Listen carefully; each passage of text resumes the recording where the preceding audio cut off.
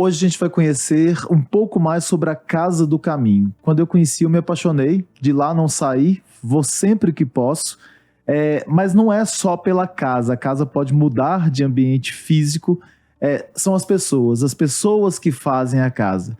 E a Shirley, que está aqui com a gente hoje, ela vai falar um pouquinho sobre o que é a Casa do Caminho, qual é o trabalho que eles realizam, como é receber pessoas que vêm do interior de Minas ou de outros estados para se tratarem de uma doença distante das suas famílias aqui em Belo Horizonte e que acham na Casa do Caminho uma referência, a família que eles deixaram no interior. Não é isso, Shirley? Sim. Meu nome é Shirley, né? Eu sou presidente e fundadora da Casa do Caminho.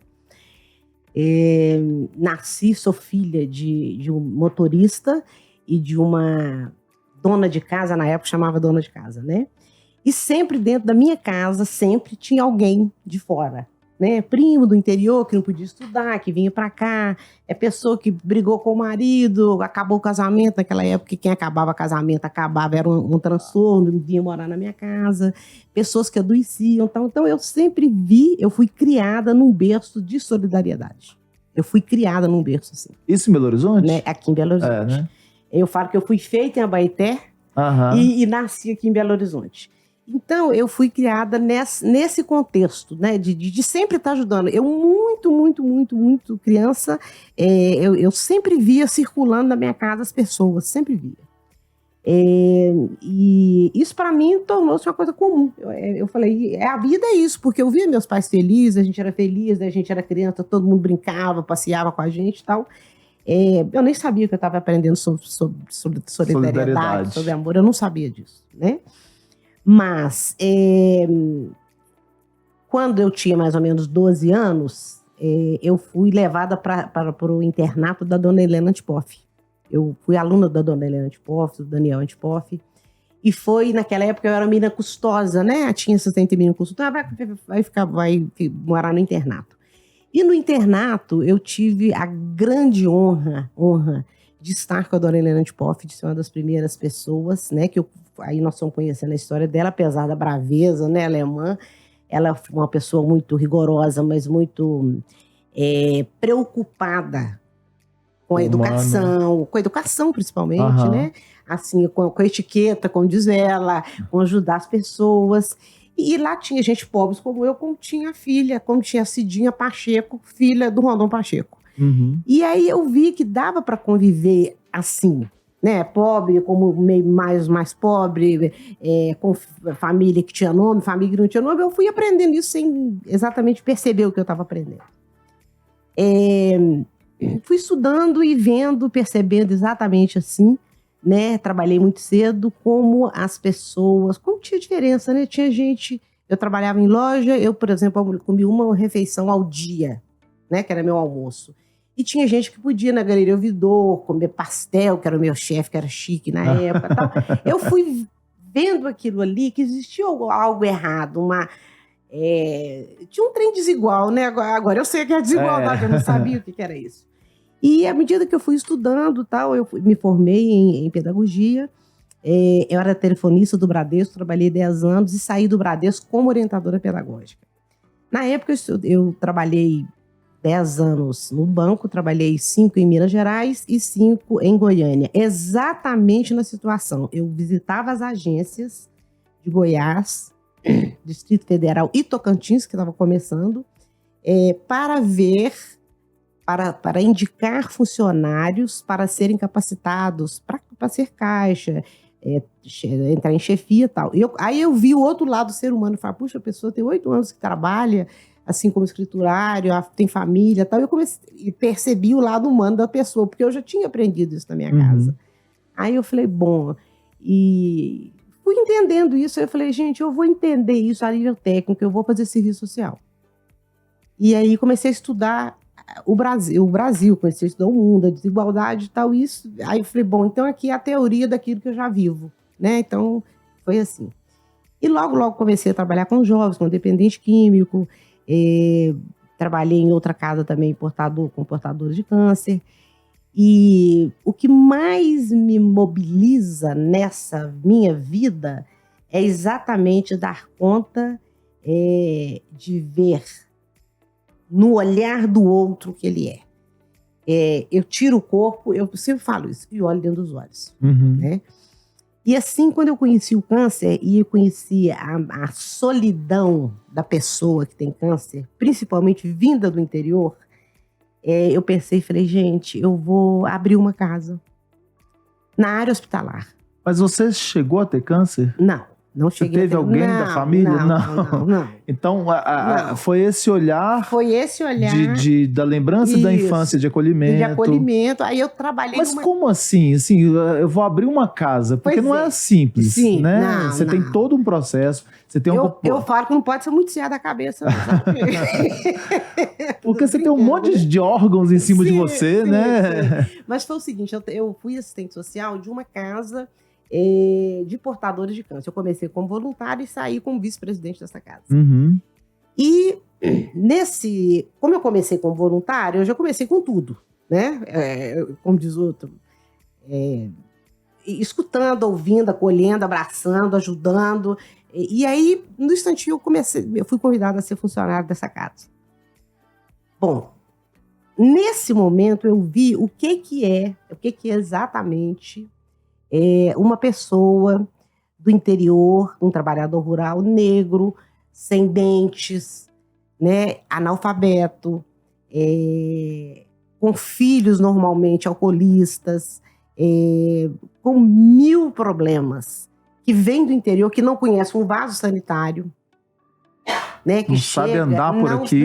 Ele não conhece um vaso sanitário. Eu tive vários alcoolistas que falaram, não vou fazer minhas necessidades aqui não, dona Shirley, porque é muito limpo. Vou fazer no chão. E isso me mobilizou profundamente. E eu vi a solidão daquelas pessoas com câncer. Comecei a visitar os hospitais e vi várias pessoas, por exemplo, deitadas debaixo de árvore, com fome, com câncer de língua, 2 dias sem comida. Eu comecei a fazer esse trabalho por minha conta, de visitar hospitais mesmo. Fui à praça várias vezes, analisei a praça ali da Santa Casa e falei, gente, eu preciso fazer pelo menos um pouquinho disso aqui. Eu preciso fazer isso. E aí, como eu tinha experiência, eu tenho muita gratidão pela casa anterior que eu trabalhei, na instituição anterior, e eu pensei o seguinte, eu vou fazer um projeto, eu vou escrever um projeto em que eu tenha uma instituição fora do caritativo. Não é isso. Uhum. Não é isso. Eu quero sair dessa história do caritativo, assim. Eu tenho muito medo da palavra caridade, sabe? Uhum. Muito medo do uso dessa palavra, né? Essa história de que eu sou bom demais e você está precisando de mais, eu tenho muito medo disso. Então eu estudei muito, fiz terapia há muitos anos, fiz análise, eu falei, eu quero um sujeito tanto quanto eu que está com câncer. É simples assim. Né? Então, eu convidei uma equipe na época, eu não tinha exatamente nenhum real.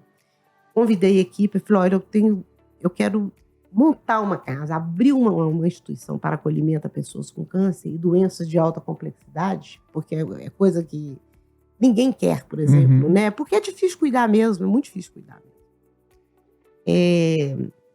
E ainda tem, além de ser difícil de cuidar, ainda tem essa questão do afastamento mesmo da família, né? Porque o deslocamento da família para cá é muito financeiramente inviável, né? Não, é inviável. Então... Pois é, exatamente por isso que eu quis profissionais. Então eu chamei uma psicóloga, falei com ela, você topa fazer uma especialização em psicologia da saúde hospitalar? Ela falou, topo. Chamei o assistente social, você topa fazer uma especialização na área de câncer, topo, tal. E juntei um grupo de pessoas, né, é a minha família, né? São 10 fundadores, 6 são da minha família. E começamos a casa sem dinheiro nenhum, absolutamente nenhum.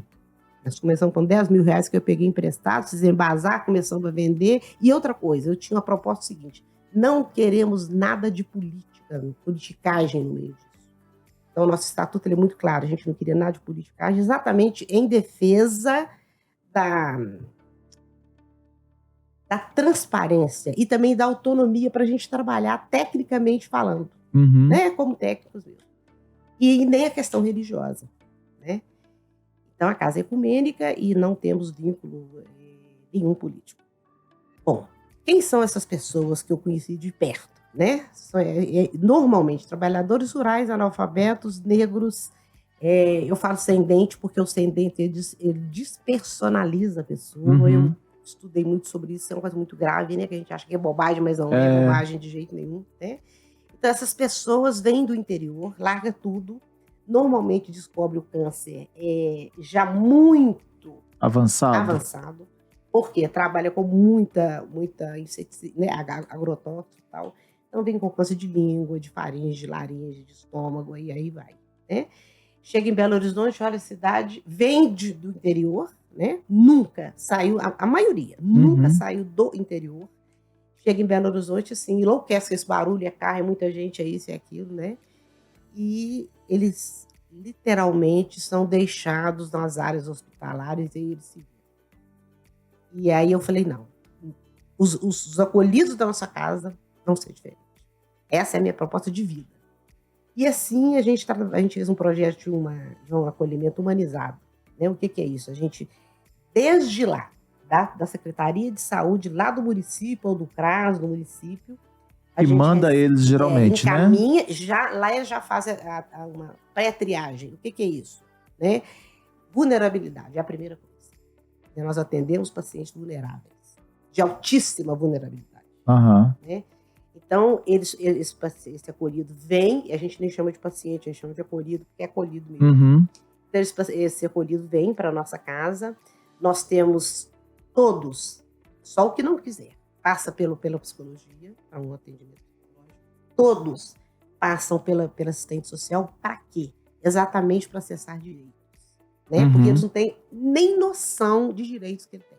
Nós temos um paciente, por exemplo, que nós já pegamos sem as mamas, com esvaziamento axilar, faxineira que não tinha benefício, porque foi negado. E aí a gente vai para o Ministério Público, Defensoria Pública, e faz um barulhão até conseguir a questão dos direitos deles. Então, isso é primordial na Casa do Caminho. Todos, sem exceção, têm esse acolhimento da psicologia, né? E até para aceitar, porque tem muitos que não aceitam o acolhimento, existe um discurso religioso, assim, não, foi Deus que quis assim e tal, eu vou ficar desse jeito. Eu tenho que passar por todo esse processo, tenho que sofrer todas essas dores, exatamente, porque isso é meu, é meu karma. Isso, exato, eu tenho que passar por isso, eu vou passar, Deus vai me curar, tal. Então a gente tem que fazer uma mudança mesmo, né, de perspectiva e tal. Nós temos muito sucesso nessa mudança, muito, porque a gente tem argumento muito, muito forte, né, para eles entenderem isso. Aí a gente fala, a senhora já paga isso com a luz que a senhora paga, a senhora já paga isso com remédio, a senhora já paga isso, né? Aí ensina, enfim, faz eu falo que é um curso de economia para eles, né? Para eles entenderem.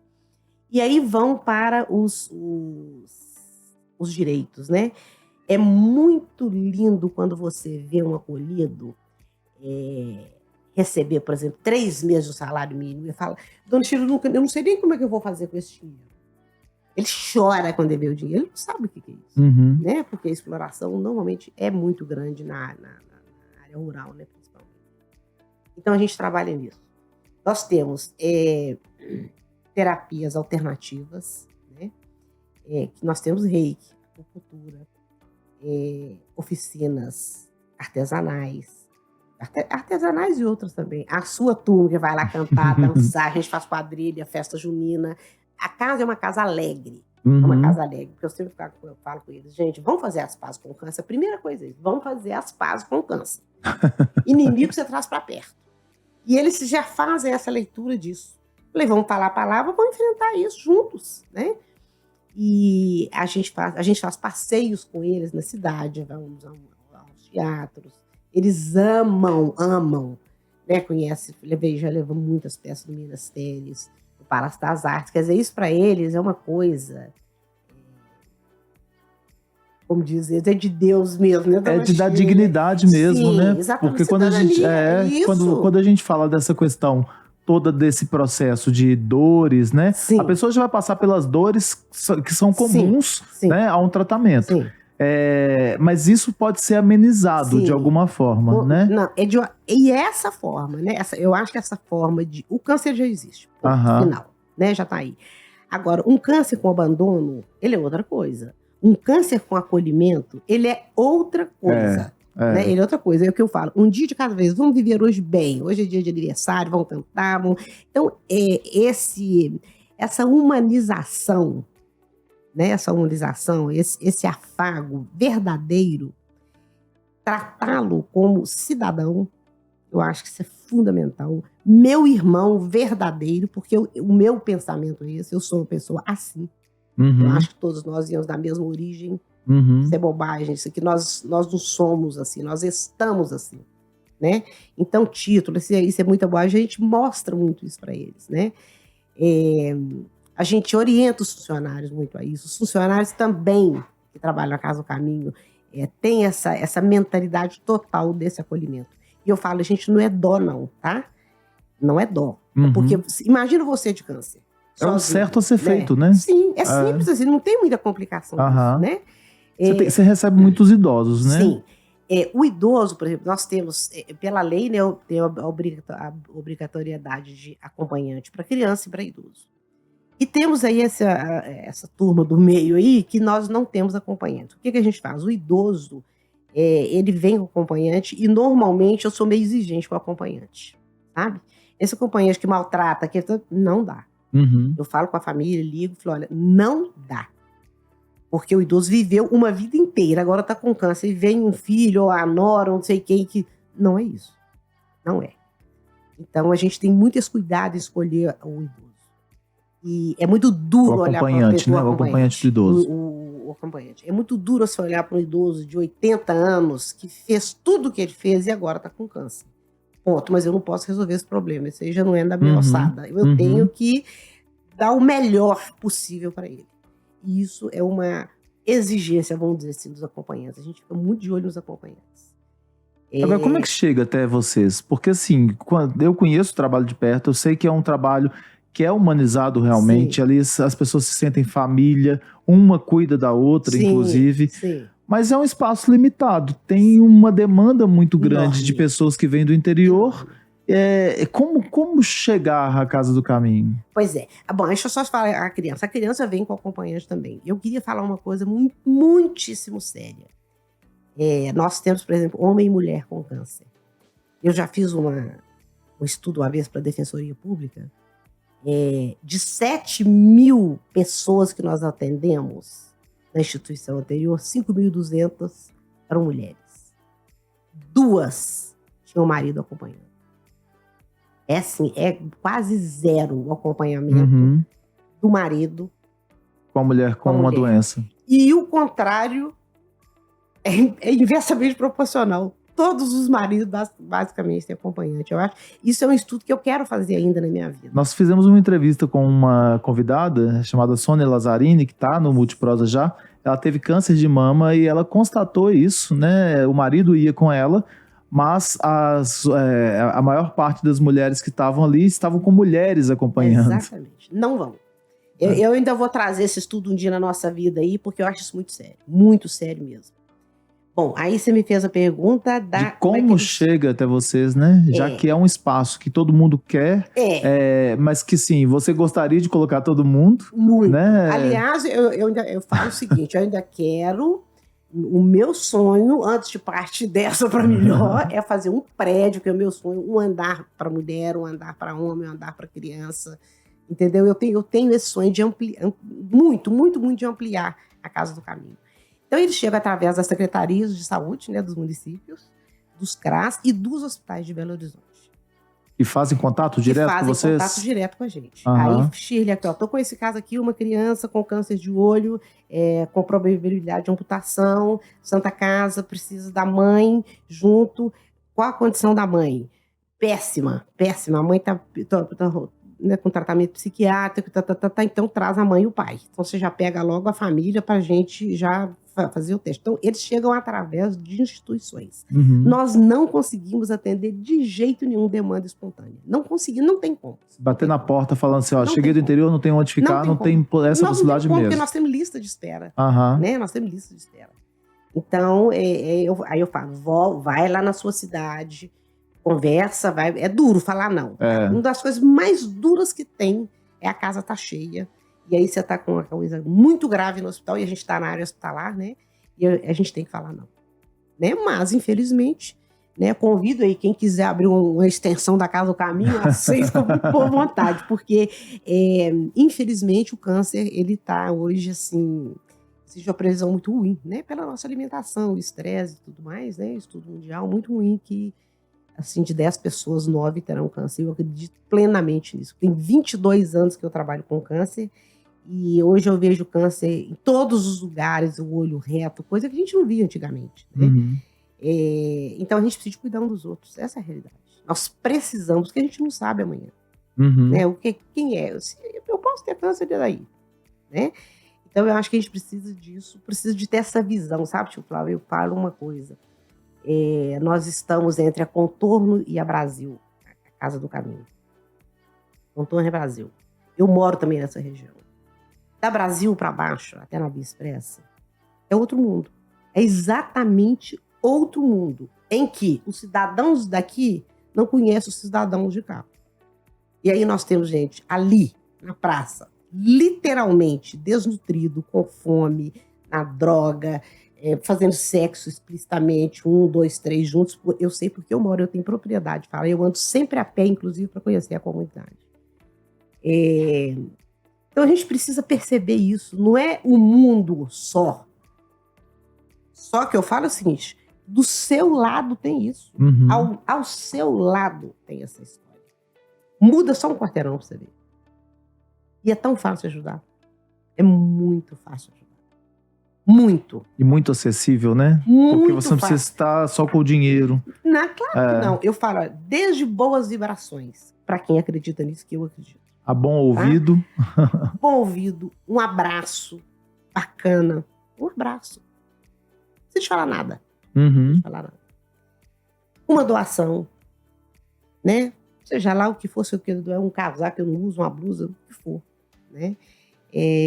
Isso é bom falar porque a Casa do Caminho ela sobrevive Sim. de uma renda que é o bazar, Sim. né? E o bazar, muitas vezes a pessoa tem alguma coisa em casa e fala assim, eu quero doar, mas eu quero doar para alguma instituição que use Sim. aquilo ali nos seus assistidos, nos Sim. seus acolhidos.